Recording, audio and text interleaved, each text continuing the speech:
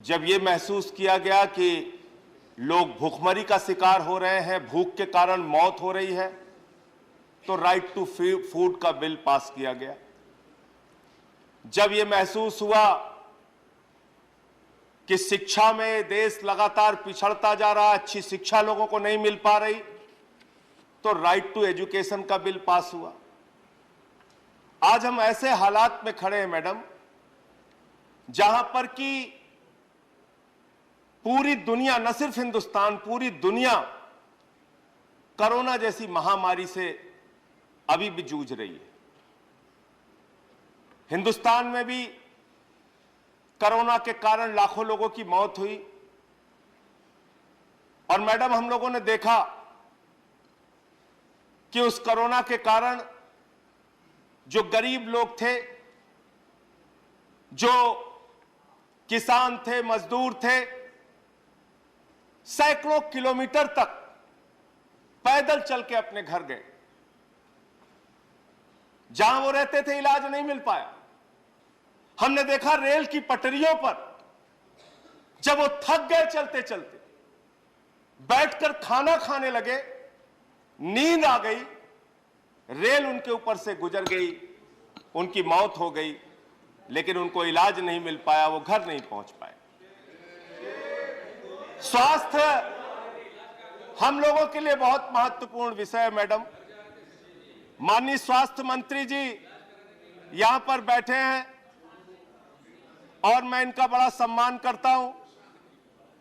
स्वास्थ्य मंत्री जी ने पिछले दिनों एक बड़ी पहल की और ऐसा करना चाहिए, बाकी मंत्रियों को निश्चित रूप से इनसे सीख लेनी चाहिए।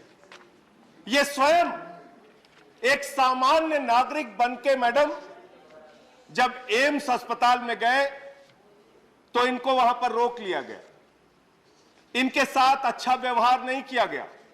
हमारे देश के स्वास्थ्य मंत्री मैडम और ये खुद रूबरू हुए कि वास्तव में अस्पताल में किस प्रकार की कठिनाइयों का सामना एक मरीज को या उसके साथ के लोगों को करना पड़ता है।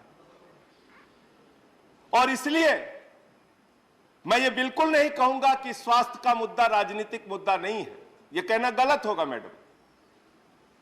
शिक्षा का मुद्दा राजनीतिक मुद्दा नहीं है, ये कहना गलत होगा, क्योंकि राजनीति ही तो तय करती है कि स्वास्थ्य पे कितना बजट होगा, शिक्षा पे कितना बजट होगा, सड़क पे कितना होगा, पानी पे कितना होगा, बिजली पे कितना होगा।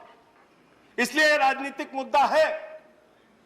और अगर आजादी के 75 साल के बाद भी सफदरजंग अस्पताल के सामने एक महिला जो प्रसव से पीड़ित थी, उसको अपने बच्चे की डिलीवरी लोगों के घेराबंदी में करनी पड़ती है, तो मैं समझता हूं इस सदन के सभी सदस्यों के लिए बहुत ही शर्मिंदगी की बात है मैडम। हम सब के लिए शर्मिंदगी की बात है। हम सबको सोचने की आवश्यकता है कि हमारी स्वास्थ्य व्यवस्था कहां पहुंच गई। पिछले दिनों महोबा के अंदर एक खबर आई मैडम, वो दिल दहला देने वाली खबर, आप भी सुनेंगे तो आपकी रूह कांप जाएगी।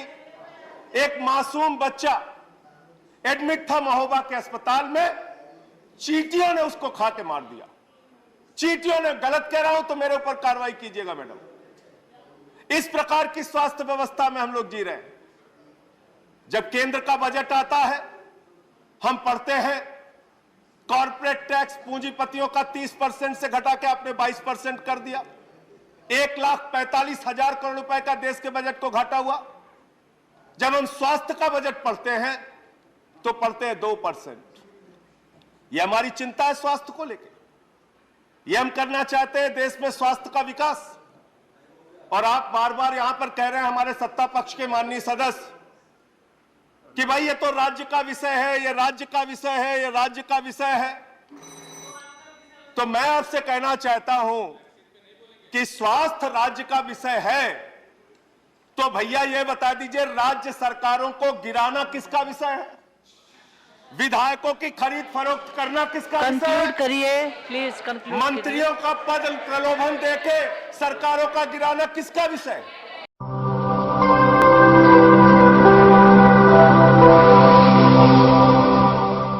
जन ज्वार जनता की